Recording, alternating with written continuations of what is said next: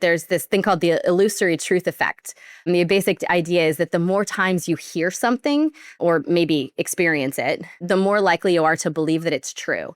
Not because you've evaluated it or tested it, but simply because it feels familiar. I guess there was a 1977 study at Villanova and Temple universities that found that when assessing new information, people tend to rely on whether information aligns with their understanding and if it feels familiar. So in this sense, repetition can make information easier to process, leading people to believe a repeated conclusion is more truthful, even if it hasn't yet been fully evaluated or factually confirmed. And what makes it even worse is that in a 2015 study found that familiarity can actually overpower rationality. And paradoxically, repeatedly hearing a certain statement is wrong can actually cause it to feel right, which is a little scary because researchers observed that illusory truth effects impact applied even to participants who knew the correct answer to begin with, but were persuaded to believe otherwise through the repetition of a falsehood due to processing fluency. Now, if we think about how that applies to fields like advertising, news media, political propaganda, and religious indoctrination, that can be pretty scary. When I first learned all of this, I admit I cringed, given that so many of us exist in a bubble of largely like-minded people. So I had to worry, how many wrong things do I believe simply because they seem right or because I've heard them so often? Because the narrative is maybe familiar. So repetition takes things and makes them easier for us to process, and our brains, efficient as they are, tend to treat ease as a signal for truth. If that's familiar, if it comes to mind quickly, if it feels fluent, it must be right. Except that's not always the case, as we can tell. And so that can get us into trouble. So if we're operating in an environment where we're seeing the same patterns over and over again, the same narratives, the same assumptions, the same interpretations, those may start to feel true just because they're familiar. So when we say maybe experience builds that intuition, we have to be careful, right? Because experience unchecked can easily reinforce the wrong patterns more than the right ones. So that goes back to why training matters and why training methods that are tried and true, that are tested over time, and that experts are able to validate, I think helps a great deal, so that training doesn't just expose you to patterns, it forces you to test them and break them and challenge them and see where they hold up and learn from mistakes. And it's the difference between I've seen this before, so I know what it is, and I've seen this before, and I've verified what it actually means. And I think that separates maybe informed intuition from ingrained bias. What do you think about that? I think that's spot on. One of the lessons that I learned from running the farm was that I didn't decide who comes to this course, and I didn't decide where they went afterwards. My only job was, do they meet expectations as outlined over decades and as assessed by people with hundreds of years of operational experience? And so biases can be learned. We all have them. And having them is not the problem. Not acknowledging them is the problem. And so when I'm at the schoolhouse and I just have a one sheet of the, here's the 100 students that are coming in, this many have PhDs, this many have master's degrees, there's these list of languages spoke amongst these 100 kids, and I'm talking about 100 different languages. It is mind-boggling, but every one of them knows absolutely nothing about the CIA before they join. And that's by design, because what you have to do is separate, oh yeah, you were a straight A student. That's fantastic. That ain't going to mean anything when you're on a dark corner in the middle of some place where you're not familiar with your surroundings. And if you're not familiar with your surroundings, that's on you, because we teach you and train you to be familiar with these surroundings. Shameless plug aside, there's a Hulu series that I'm featured in one of the 8 episodes in which that very real on the ground knowledge helped us escape a very scary situation in which our team could have easily gotten shot up.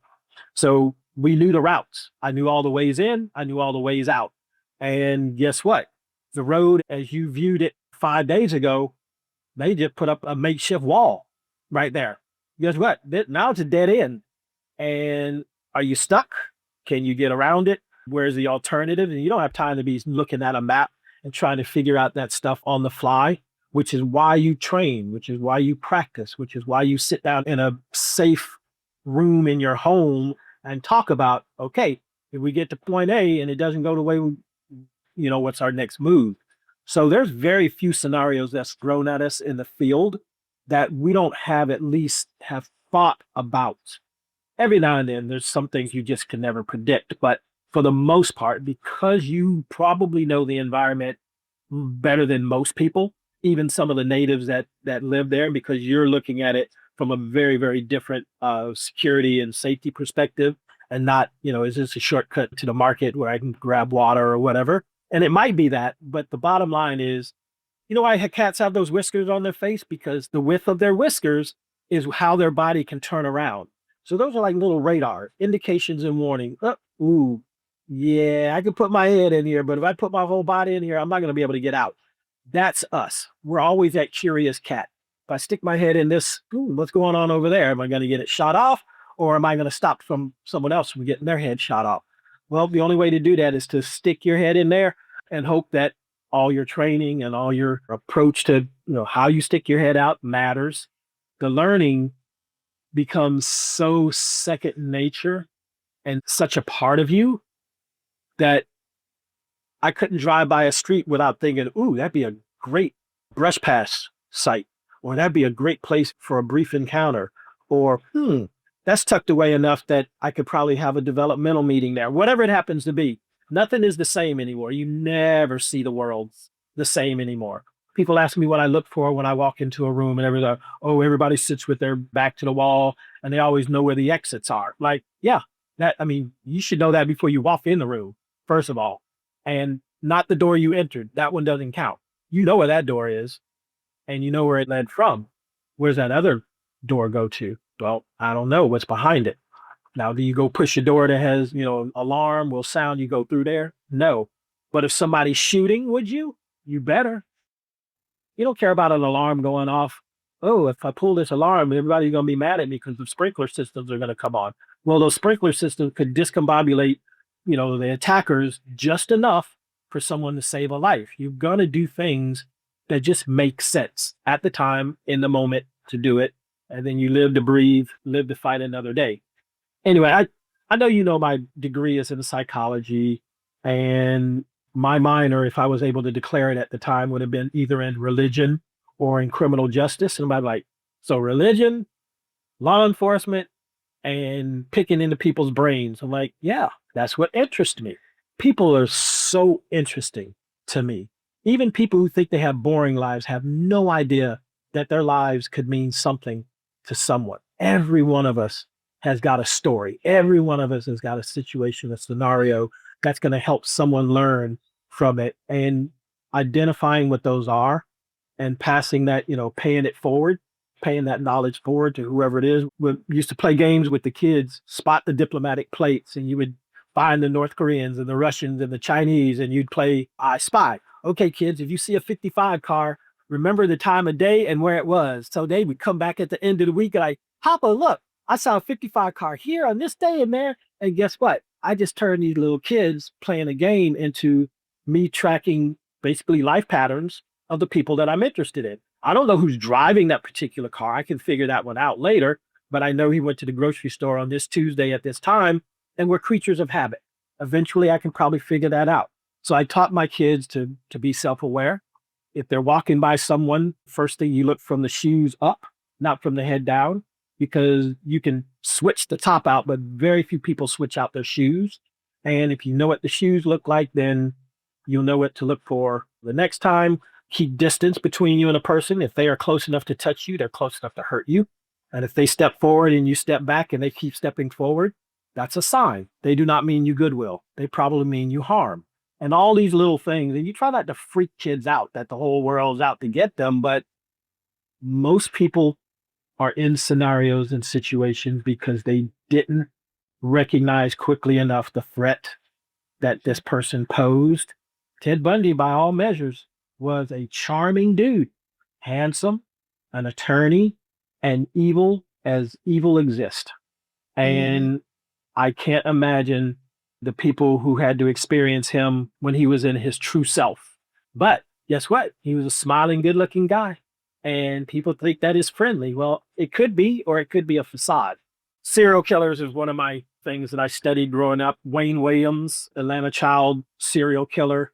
was just coming to story when I ended high school in 82 and started college. The Green River Killer, all these serial killers were out there. And people were like, oh, they're doing terrible things. I said, but why?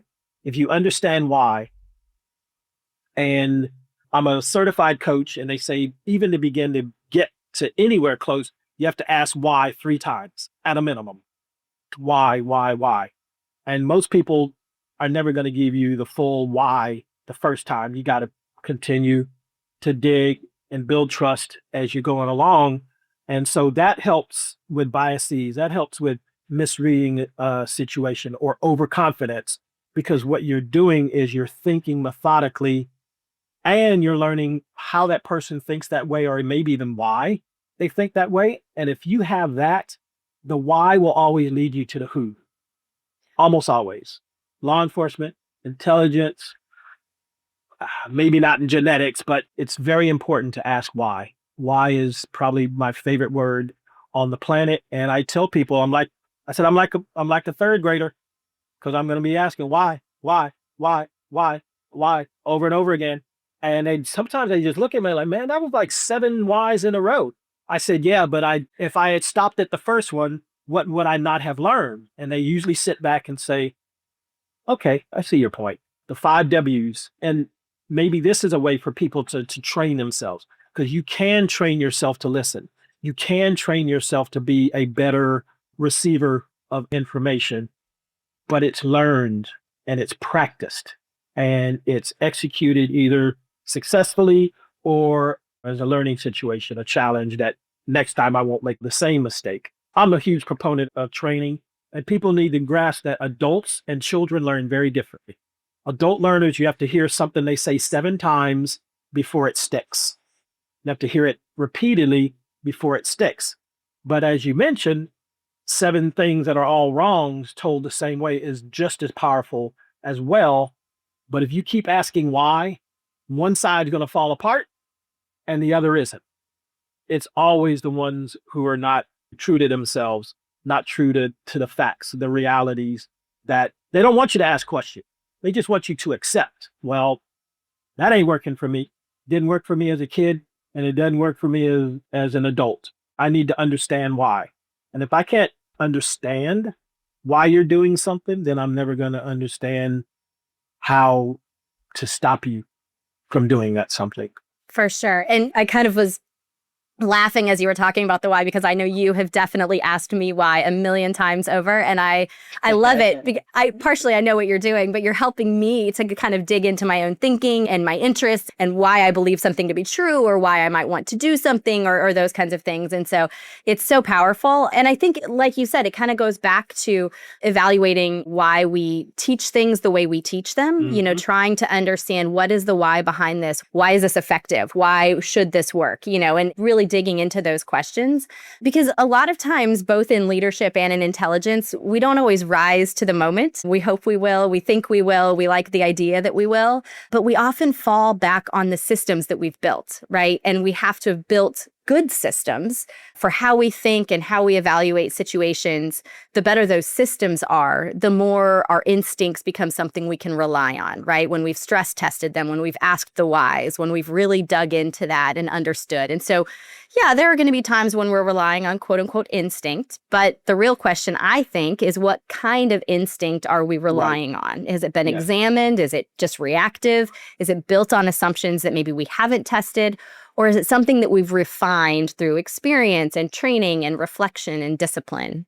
Yep, all of the above. That's the one thing. So people who want to get into the intelligence community see me on ABC News or see that I've come out from undercover and I actually talk about this stuff. So I get requests from all over the world about, hey, I want to join my service. And not just Americans wanting to join CIA, but people joining other services. And I say, well, you have to ask yourself why you want to do this, why you chose this path. And you need to understand that whatever movies, books, or TV shows that you've read are a snapshot in time. Literally, that operation might have lasted an hour or two, not to count the hundreds of hours that went into planning for that hour or two. That's not the sexy stuff. Sexy stuff is what you can read about or what you can depict, in a moving situation on a television show or a film. But there's so much that went into that I don't think people understand that it isn't just experience, it is expertise. So fast, intuitive thinking based on, as you call it, the scaffolding that has been interrogated, tested, and trained. You're not trying to eliminate how you do these things. You're just allowing the circumstances, the experiences, what is happening right now to just kind of wash over you so that you can make good, informed approaches, so to speak. We call them cold pitches at the CIA. You go out to cold pitch someone, there's no history there with that person other than what you've collected against them, what you know about them, and you're catching them unawares. You're literally throwing CIA at them in a bar, in their comfort zone, in a place, and it's unnerving. I've had to do 3 or 4 of those in my career. Not a single one of them worked because it's so shocking when someone throws those 3 letters out there. They trained us not to say Central Intelligence Agency or CIA. I don't think I ever said those words in 28 years. Well, that's not true. I had domestic tours where I had to, but it's just something we don't think about that because that espionage is illegal in every country on the planet. So just by virtue of the fact that you're there as a part of an espionage entity means somebody's going to be coming after you. You're a target as well. Building the framework, the context, the mental models, all those things are more than just a feeling. And emotion is a part of it. Feeling is a part of it, but it can't override logic, reason, and empathy because those are the ones on the human side, the human intelligence side, on the leadership side that are important because they say that 80% of all communication is nonverbal. So if you're only listening and hearing things, you're only hearing 20% of what's going on around you. Think about that. That's kind of scary, which means you're gathering a lot of information, but you're missing 4 times as much as if you allowed your senses, the smells, just anything that's around you, they all have a role. One quick story. Dakar, Senegal, mid to late 90s, and we were hosting a regional advanced assessment course. So we had probably 5 or 6 case officers, all unilateral, meaning they weren't declared to their particular government, all traveled to Senegal in a 1-week course with one of our operational psychologists. And what she offered was, if any of you all have real world cases, share them with me before I get out there and I can sit down with you and tell you your chances of recruiting this person or whether you're wasting your time. So anyway, we get to my scenario and I was lucky enough to be able to invite her to a dinner where she could be in the same room physically as this target. And 3.5 hours later, I'm all excited. Asset has left the house, he's gone. And I'm like, I don't want to wait till tomorrow to get the feedback for what this is. First thing she said is, don't waste your time. Like, what do you mean don't waste my time? I've been working this for the last 6 months. I got this intel out of him. I got this. He's like, he's not ready. I'm like, how do you discern that? And then she pulled out her little pad with numbers and sequencings and letters. And I didn't understand any of it. But she said things that I had never written up about this person's character. She said things about this guy that I don't know how on earth she was able to glean them and ascertain this with such specificity that, I mean, she was almost like being like a witch. She was like witchcraft. I'm like, this is crazy. But she was right. And the thing was, my spouse at the time had told me pretty much the same thing about 4 months earlier. And I'm like, of course I'm going to recruit this guy. Don't you know what my name is? Of course I'm going to recruit him. I got that ego get in the way instead of trusting the instincts. Not trained. She didn't go through the farm, but she had been around me in enough scenarios and situations to recognize that this is not going to turn out the way you thought it was going to turn out. And if I had just listened back then to her intuition, again, not trained, not taught, not built up, other than being a woman on this planet where you guys have to always be self-aware and know where you are and identify threats before they actually become threats and all those other kind of things. So I think it's innate in women. And when I was at the farm, everybody was like, oh, you're going to have an EEO complaint filed against you. You can't tell the guys that women are smarter than them and they're better case officers. I say, well, actually, I can because I have the empirical data that proves it. And I laid it all out going back close to 30 years that women are just naturally more attuned to what's happening or not happening, whether it's verbalized or not, more so than men. And you can teach men to do that, and there are men that can do that. But as a generalization, no man has ever had to walk into a room and say, oh my God, I wonder why she's looking at me like that. No, that just doesn't happen. Women deal with that every single day from the time that they're like 10 years old until they're not. And it's just crazy. But you don't discount those things. You don't say, yeah, that's not real. He's okay. He's safe. Well, until he isn't. So women come to our program with that and then are taught other things that just make they become even more hyper aware of things that are around them in a way that the chances of putting themselves in a situation after they've been through this training and after they've lived the lives that they live are so much less than men who just walk into a room and think they own it by virtue of the fact that they were anatomically different than the women.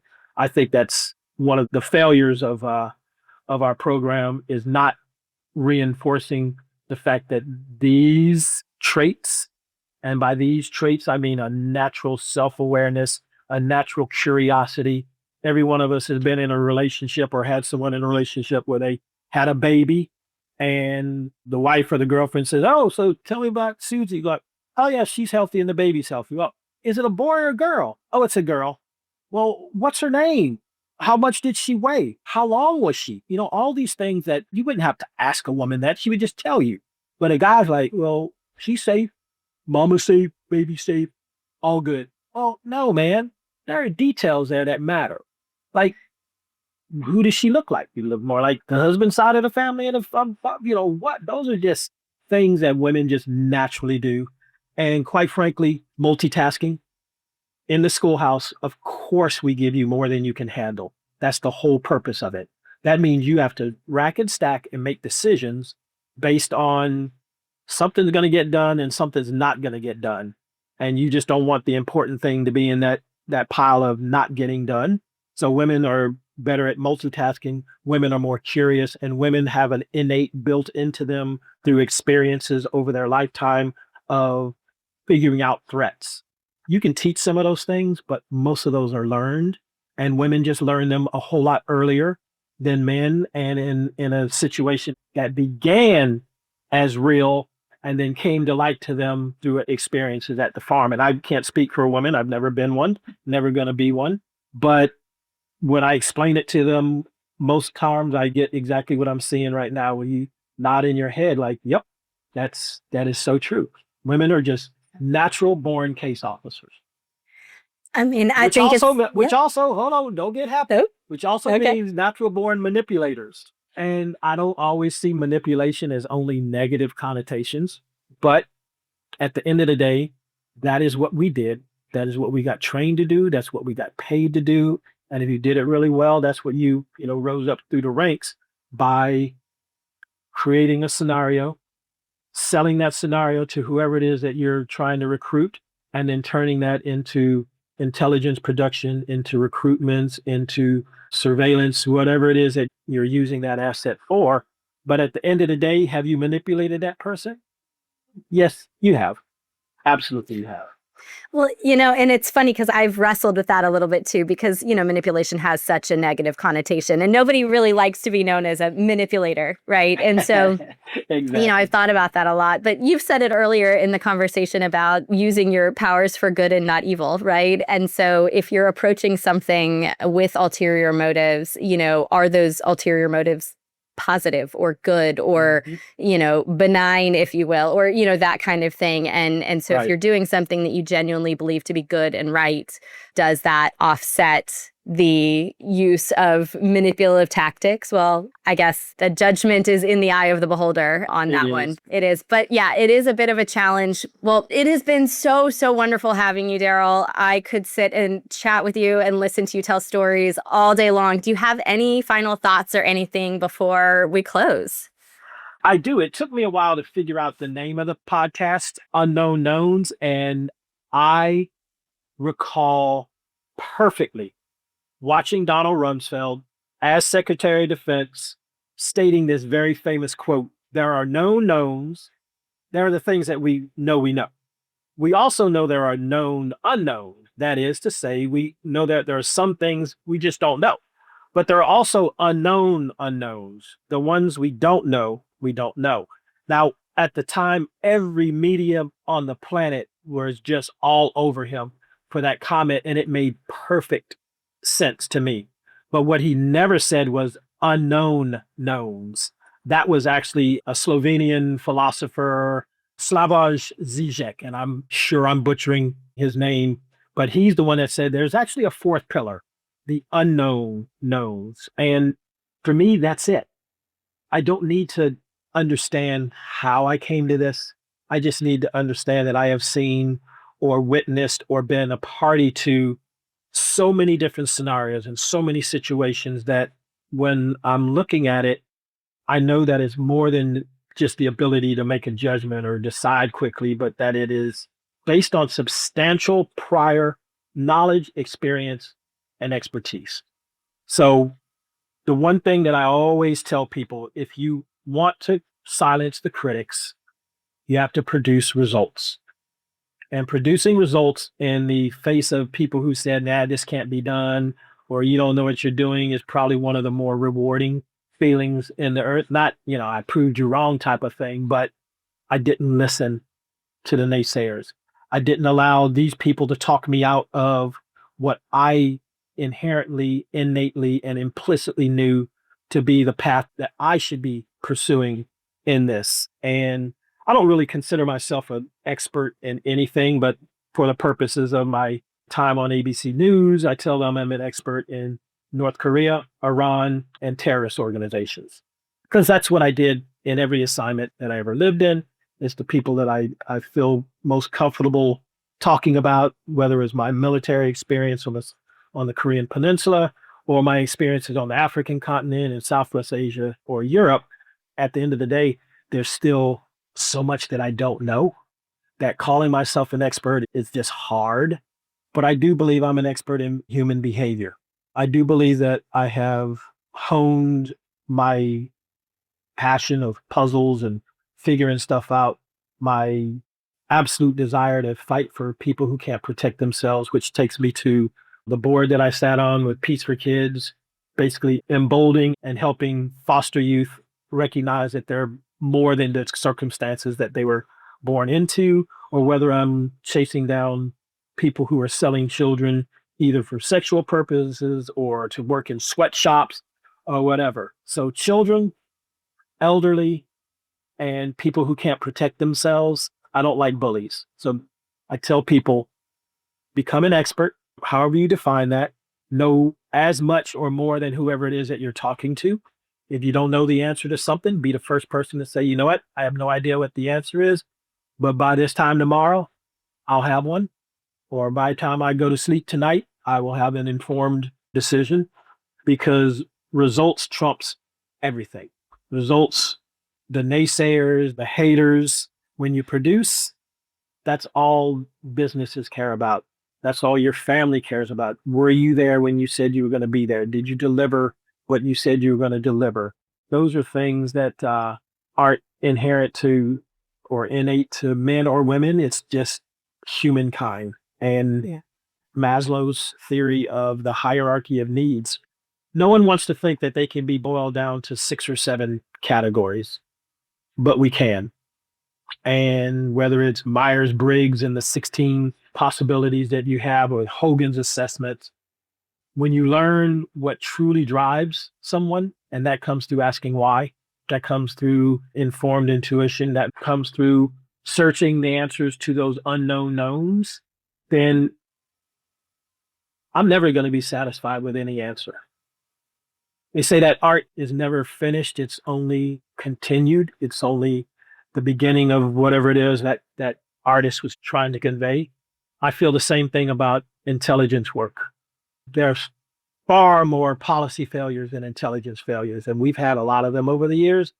But it's easy to lump everything onto a community that doesn't defend itself, that does not say, hey, here's why we're right. Well, we don't need you to understand why we're right. We know we're right. And we could fight you in the, in the press, or we could, we could treat you the same way that you treat us. But at the end of the day, the truth can be ignored at your peril, but it's always going to bubble to the surface. The truth shall set ye free. Hey, So I mean, an adage is an adage because it's true. So, exactly. Yep. There you have it. Yep. Thank you so much. It has been absolutely wonderful having you on. Thank you for listening to The Unknown Knowns. If this episode made you think or rethink, share it with a colleague or friend who's ready to level up their intelligence tradecraft. Subscribe for more short, sharp conversations about the art and science of professional judgment. And until next time, stay curious, stay grounded, and keep turning intelligence into impact.